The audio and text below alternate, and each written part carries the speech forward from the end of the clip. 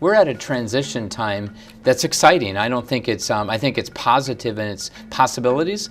I talk to people all the time who want more affordable, accessible healthcare, who want more choices. Zach Stevenson of Coon Rapids and Ron Case of Eden Prairie are exceptional community leaders. They are looking for votes. This is Democratic Visions. Here's Tim O'Brien.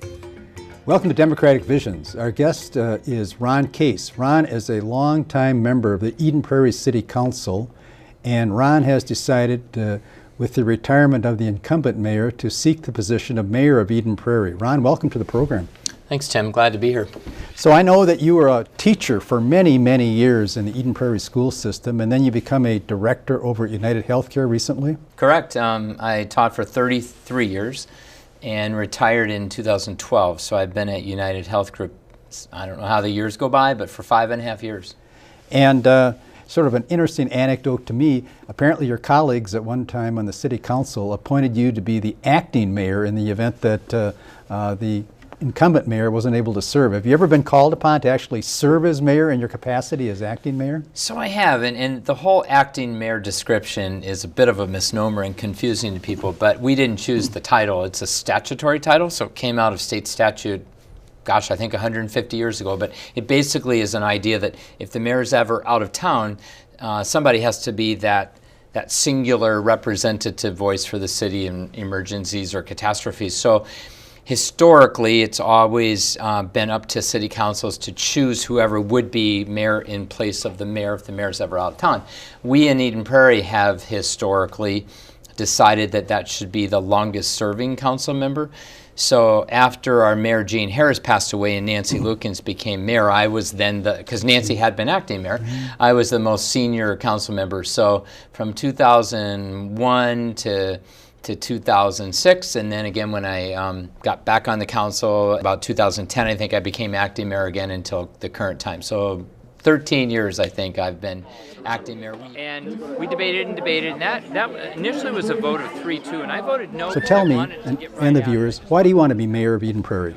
So I want to be the mayor of Eden Prairie, and it sounds maybe a little bit trite, but I want to make a difference. I think as mayor, you get that opportunity to actually set an agenda, to lead, to serve, to go out and, again, maybe trite, but it's so true, to change lives, to make that difference. So I want that opportunity. It's been something that I've been close to, and really serving close with our current mayor and other mayors that I've served with.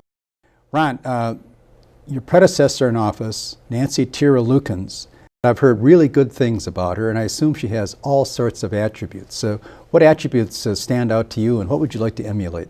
Well, Nancy is a hard act to follow, and we've been friends since really before, but since we first got elected in 1994, and we won the 2 seats together. Nancy is really smart. And I think that's an attribute. I don't know if I can, I'm either born with that or not. I don't know if I can emulate it, but she's really smart and she picks up issues super quickly. I think also she combines her smarts with, she's got a great heart, so she's very empathetic of others. And I think that's enabled her to care about the issues that need her attention, and then to be able to cast off, I guess, the issues that maybe a council should not be spending that much time on. So I just have deeply respected her thinking. She also comes prepared all the time, deeply prepared on about any issue that comes up. I feel like I do too. I respect that in her, and I want to continue that. I've enjoyed serving with her. I hope to follow in her path and expand on her legacy. Kudos to Nancy. We'd agree on that, would we not? Totally. So we're at a really interesting, critical time in that many of our roads are now 30, 40, 50 years old. Infrastructure, right? Well, and our housing stock. So it's just our entire city is getting to that point that we're at a transition time that's exciting. I don't think it's, I think it's positive in its possibilities, and I would love to be in that position where I can help lead that charge as we transition into another phase of our city's life. So let's fast forward. Let's assume you're elected, which I think you will be elected. What do you hope to accomplish in your administration? So I hope in the beginning to actually address this issue of, are we well positioned to go into this next phase? And by the way, I believe that we are. We have really, really great staff who have 5 and 10 and 20-year plans out there, but it might be a good time to address all of those issues. Are we well situated for parks? Are we demographically being agile and sensitive enough, I guess, to our changing demographics? And that's just not ethnic changing demographics, but it's aging changing demographics. Good example is that we sped up. Is it speeded up? Sped up? It's sped up, fine. Sped up. We sped up the pickleball courts that had been in the plans maybe for 3-4 years out. We were going to build 8 new pickleball courts so that a pickleball tournament could be held in Eden Prairie. I know that Edina is building them, How Bloomington. about Golden Minnetonka. Valley? They got a fantastic Yes. system. So we do too. We now have a brand new 8-court system with a center area for in between tournaments for socializing. We looked at speeding that up because we realized, gosh, our aging senior demographics, of which I have now moved comfortably Please, into. please. But we saw the need that it was maybe if we wait 2, 3, 4 years, that's too long. Let's talk a bit about transportation. Now, transportation, you can think of all sorts of transportation, but I think of roads when I think of transportation. Is that something that's something that comes into your radar screen looking forward? You know, it does, because roads clearly need maintenance, but they also need to be rebuilt. And they may have a 50-year life, and at the time they're built, that may seem like that's a forever out there. But, you know, our Eden Prairie, we have roads now that were freshly built 50 years ago, curb and gutter, everything perfect, and they're getting old today and they'll need to be rebuilt. And the problem is most cities don't fund for that. We just don't. And so other cities, when they go to rebuild them, they have to get the money somewhere, and they assess the people along the road. Oh, I think that's Edina, but go ahead. I think so. And they get these people who have been paying taxes for, 35, 40, 45 years, suddenly are hit with a $28,000 tax bill. So in Eden Prairie, we've avoided that. Eden Prairie people no longer will have that cloud hanging over them because we fund it based on a gas and electric bill franchise fee, something that's, I think, incredibly creative. Cities are just beginning to look at this across the state. And so we now have a pool of money that's building up that will fund all of our rebuilds across our city. Sort of like amortizing the cost going forward? It is. It really is. It's a really creative and I find, I think, genius way to, down the road, fund all of our streets, and also funds maintenance of our streets. When even somebody goes to market and sell their house and say to people, if you buy into Eden Prairie, you will never be assessed or hit with those huge bills like so many of our sister cities That's around us. very interesting to me. So we're into the transportation topic, and I want to segue just for a short period of time into Southwest Light Rail. What's going on there? Is that going to be of a benefit to Eden Prairie, in your opinion? So first place, we all, every one of us, even at the city government level, ask county commissioners, the Metropolitan Council, is it going to be built? And the answer is, and usually it's qualified slightly, but yes. Good. Meaning that the transportation funding from the federal government is there. It's different this year. It's not designated into projects, but we believe that we are we're not shovel ready, but we're so close to having all of our ducks in a row that it will be built. So with that in mind, is it a benefit to Eden Prairie? And I'd say absolutely yes on several levels. One is the more immediate benefit to us is the fact that we're going to have transit-oriented development around our stations. And so tremendous potential growth there in terms of mixed-use housing and having commercial development and just really the value of the land. Mayor, I would suggest that as part of the language, Light rail is not just about picking people up at their home. An important part of it is taking them to jobs. And there's a huge number of jobs in this area that will... I think Commissioner McLaughlin made a great point that this isn't just about getting from Eden Prairie to Minneapolis, it's about getting from Eden Prairie to St. Paul and all points in between. And it's good for Minneapolis and the rest of us too. And if we're going to be the competitive region we want to be, we need to move Southwest forward. The second benefit is going to be harder to prove or show until it happens, but people my age are pretty cognizant and aware of millennial mindsets changing because we have children. And the idea of being off in a cul-de-sac in a suburb and driving everywhere is not necessarily on the radar of a typical millennial. And they love public transportation. They like city life in many cases, or at least having accessibility to inner cities. The benefits to us economically down the road, the benefits to our residents, I think will be astounding. Now, I don't know that I'll be alive. You're younger than I am. I don't think so. I'm not sure we'll be around to prove one way or the other, but it intuitively, I think it makes perfect sense that this is a tremendous benefit to the people of Eden Prairie down the road and today. We'd be kind of the outcasts if we decided, well, why should we do this? You know, what's the immediate return? I think person, as you've just indicated, has to look long term at what the system is going to do for the country. Absolutely, and I just have a sense that if the Twin Cities grows 1 million more people, which we're supposed to by 2040, I think we're going to need it all. I think we'll need enhanced buses. They'll probably be driverless. I think we'll need roadways that can manage cars that are driverless, but I deeply believe we'll also need mass transit. I think we'll need it all. I went on your website, Ron, and I was pleased to see that you described the natural environment of Eden Prairie, which is a beautiful area, as one of the greatest assets of this community. What can be done to enhance that and preserve it going forward?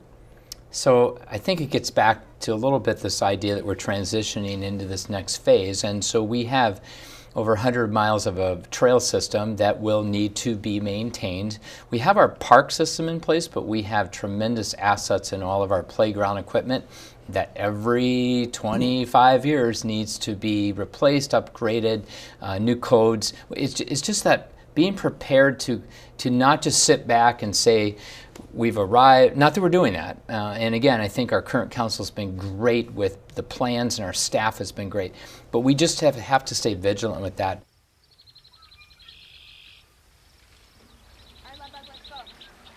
The Doran Kemper House, Riley Lake Park, is one of the jewels of our park system.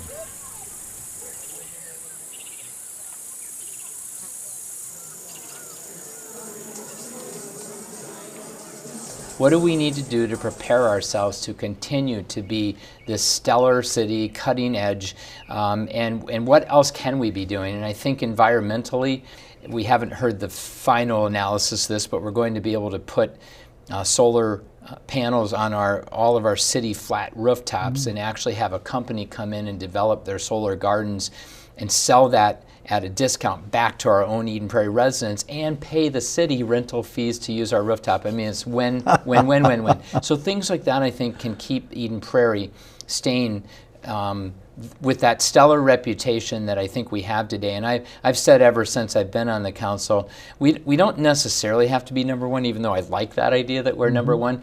But when that proverbial family comes from Atlanta, Georgia, and they're looking to move into the Twin Cities, they contact their realtor and they say, where are the best places to live? Hey, I've got young kids in school. We like to recreate. We like to bike. Where's the top places to live in the Twin Cities? We've got to be on that list of 3 or that list of 5. I'd like to think we're number one, but we have to be on that list. And so whatever it takes to maintain that kind of a stellar reputation, we need to do.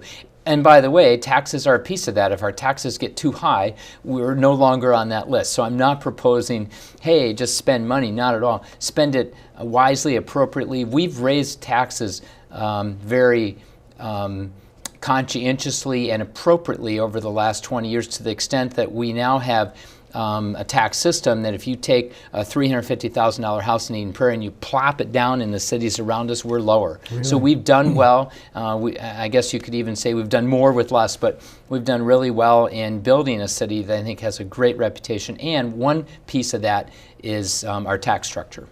So you're obviously out and about as a part of your mayoral campaign.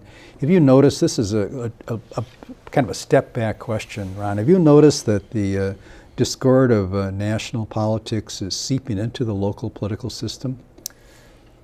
How could anyone? I guess I'm smiling because yes. I mean, I think we're all living and breathing it to the extent that it doesn't come up at family reunions anymore, and certainly not at work. But yes, it absolutely. And I've argued, again, I'm running nonpartisan. There won't be a Republican or Democrat designation next to my name. That being said, a lot of my supporters are one party or the other. I get a lot of support from both parties on particular issues, but occasionally the national politics will seep in, whether that's gun violence prevention. We took a vote with our city council to support our mayor, who signed on to the 350 mayors with the Paris Accord, and we took a vote as a council to support her, and it was 4-1.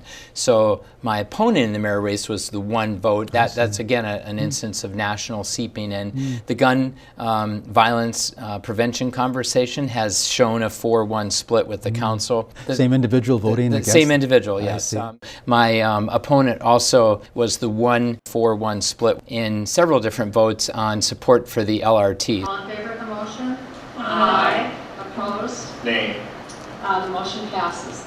That being said, 99% of everything that we've all voted on has been 5-0 votes. My understanding is that there have been some surveys taken that shows that the constituents of Eden Prairie do support that system. Absolutely. Am I correct on that? Totally. And in fact, the Eden Prairie Chamber of Commerce, which is typically associated with a conservative viewpoint, they completely support the LRT because of the economic potential growth for the city of Eden Prairie. And polls are showing as high as 70% of our constituents are supporting LRT. Wow. Well, Ron, I don't want to take any more of your time. You're probably going out door knocking again tonight. But thanks for stopping by. It's always good to see you, and good luck in your election. Thank you, Tim. Always nice to be here. My wife is a teacher at Coon Rapids High School. I didn't know that. Her class sizes are 35, 36 at the moment. That's unacceptable. That's too high. And they're getting bigger. Democrat Zach Stevenson is campaigning to represent Coon Rapids and Champlin in the Minnesota House of Representatives. That's for House District 36A. I grew up in Coon Rapids. I live a mile down the road from the house I grew up in. Zach and his wife Austin have 2 young daughters. They're 5 and 3. This is part 2 of Stevenson's visit to Democratic Visions. Zach and Tim O'Brien considered distracted driving, congested highways in the northern suburbs, funding for better mental health care services, and funding for schools. Zach, I kind of find that disturbing that your wife is teaching to 30 or 35, 36 students in a class. You know the problem, I know the problem. It costs more money to reduce those class sizes, and as I understand it, Anoka Hennepin school district is running at a $2 million deficit as it is. How can they afford to do the right thing and to reduce class sizes? Well, we have to look at where that deficit comes from. And it comes from the fact that the state is not doing its fair share of funding our local schools. So state funding for education right now is $1,000 less per student what it was in 2003. Unbelievable. When you adjust for inflation. Yeah, it's unacceptable. And what happens is the school district attempts to compensate for that by raising local property taxes. That's really unfair for middle class families, working class families, and retirees. We actually just passed a referendum in Anoka Hennepin last November. It raised $225 a student, so not even a quarter of that $1,000 a student deficit I mentioned a minute ago. So it's really no surprise when you do the math to find out that Anoka Hennepin has a $2 million deficit going into this next school year. But you got to ask yourself, how can that be in a time when the state is enjoying a massive budget surplus, at a time when the economy is doing so well, right after we passed that referendum? How is it that the school district still has a deficit? And the answer is the state has been choosing to give away a lot more money to special interests and large businesses in these bloated tax bills they pass every year instead of funding our schools. That's what we need to fix, is we need to get the focus back on education. And I know there's other issues that I've got on my little checklist here, but I want to turn it back to you. You've been going door to door, knocking on doors, talking to people. What issues come to the forefront when you speak to people? The number one thing that people tell me is that they're really sick and tired of the far ends of the spectrum dominating the conversation and the gridlock that results from it. They're tired of the bickering and they're tired of the pandering. They want to see people get together, compromise, and get stuff done. It's back to that common sense. You know, we want to find the solutions to the problem, move the ball forward. Don't make the perfect the enemy of the good.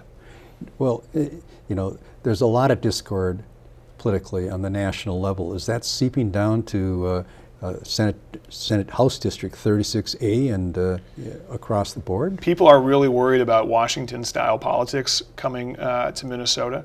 You know, we have had a different type of politics in Minnesota over the last several decades, ones where sides can work together to get things done, to act pragmatically.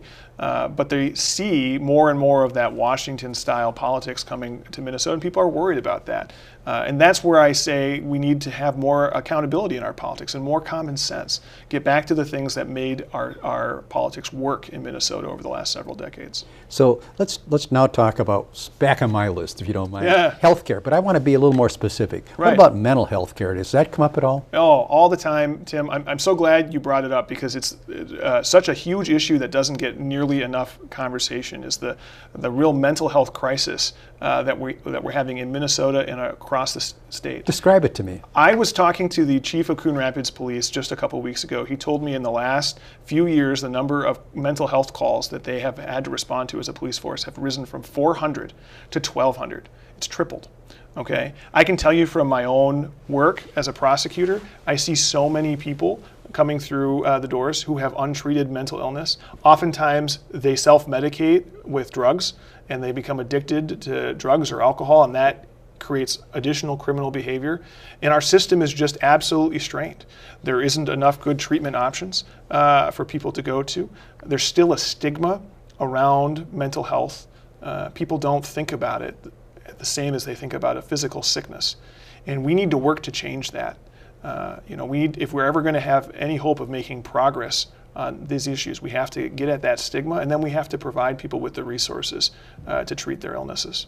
I'm glad we talked about that. Now I want to take it from a slightly different angle, and that's healthcare as a broader base. Obviously, on a national level, healthcare is an emerging situation, and it's also there's some various ins and outs going on in Minnesota. What would you care, or what would you choose if you had the option to have Minnesotans follow relative to health care for all, for example? Well, the number one thing we need to do is find a way to make sure that everyone has access to affordable, quality health care.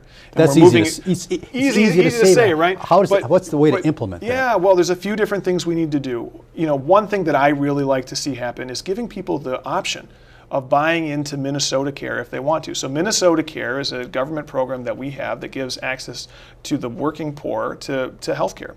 But it's restricted to people who make under a certain amount of money. Mm-hmm. I think that every Minnesotan should have the option of buying into that system, paying their own way, paying the premiums into that system if that's what they want to do. And I think would make a lot of sense for people who are small business owners or self-employed. My parents are a great example. They own a small business in Coon Rapids and have for several decades. And right now they're paying $14,000 a year in premiums, and they have a $15,000 a year deductible. That's not health insurance, that's hit by a bus insurance.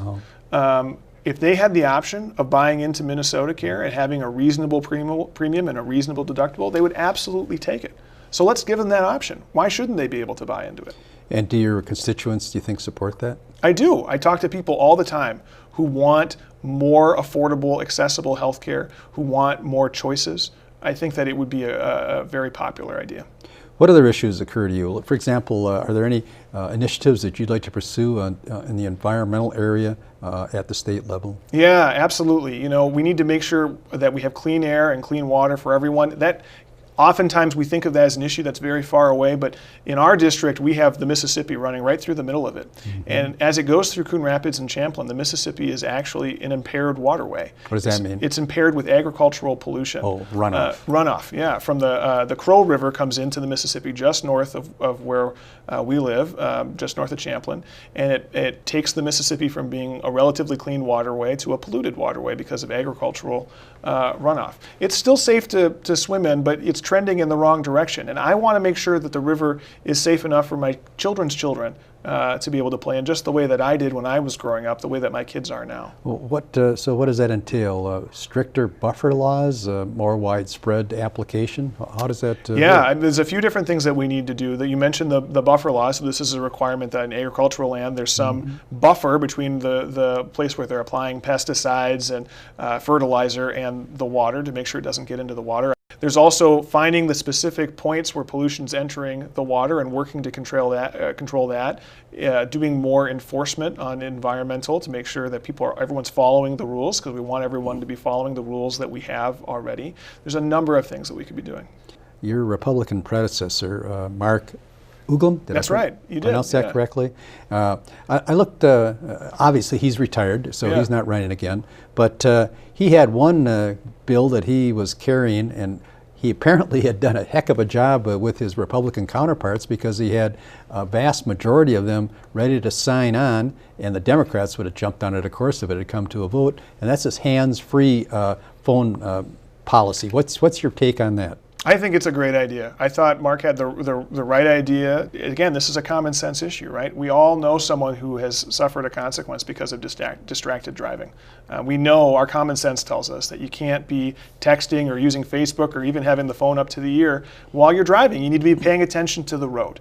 So this was a common sense idea. It should have become law. Mark did a great job pushing it all the way. It was unfortunately the leadership in the House that blocked it. The Republican leadership. And it just tells me that we need a change in leadership, because that's the kind of common sense thing that's a no-brainer. Well, actually, it's slightly different than that, isn't it?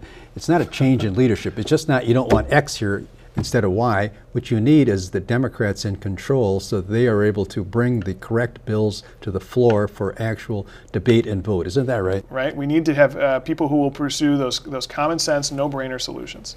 John Hoffman is the senator for 36. That's right. Do you work with John much? I've known John for many years. He's a great guy. I particularly admire his advocacy for the disabled community. That's what he's been working on. He's out working really hard to try to get some additional funding for the disabled community. You think that's going to happen? I'm not optimistic, but I think it should happen. I think we should have more support. I think it was a terrible way that the session ended last year.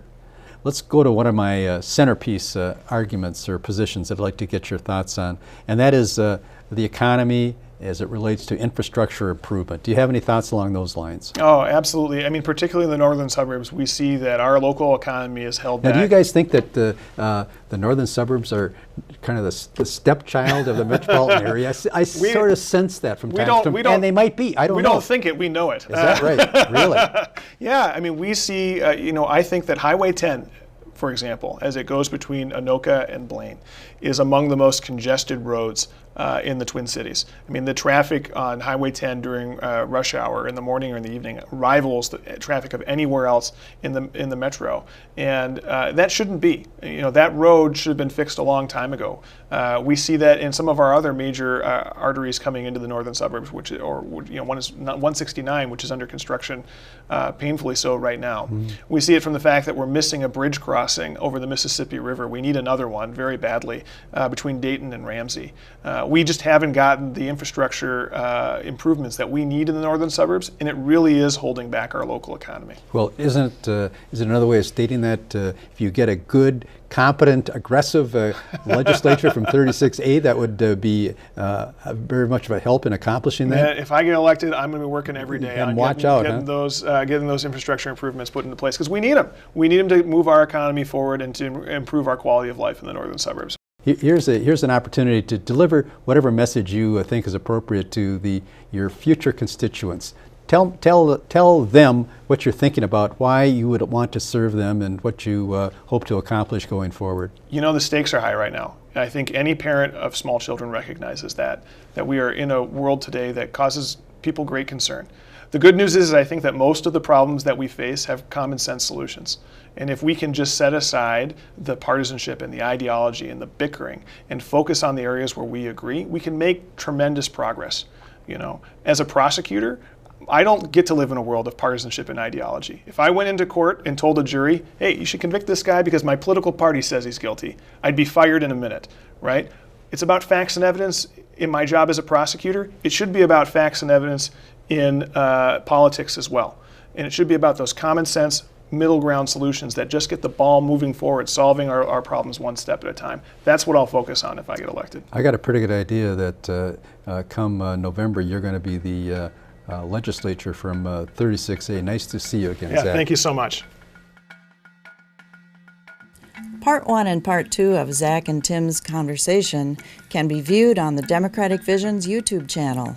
24/7. Democratic Visions is handcrafted by volunteers from Eden Prairie, Hopkins, Edina, Minnetonka, and Bloomington. Watch us on select cable systems and on our YouTube channel. This is Carol Sundstrom.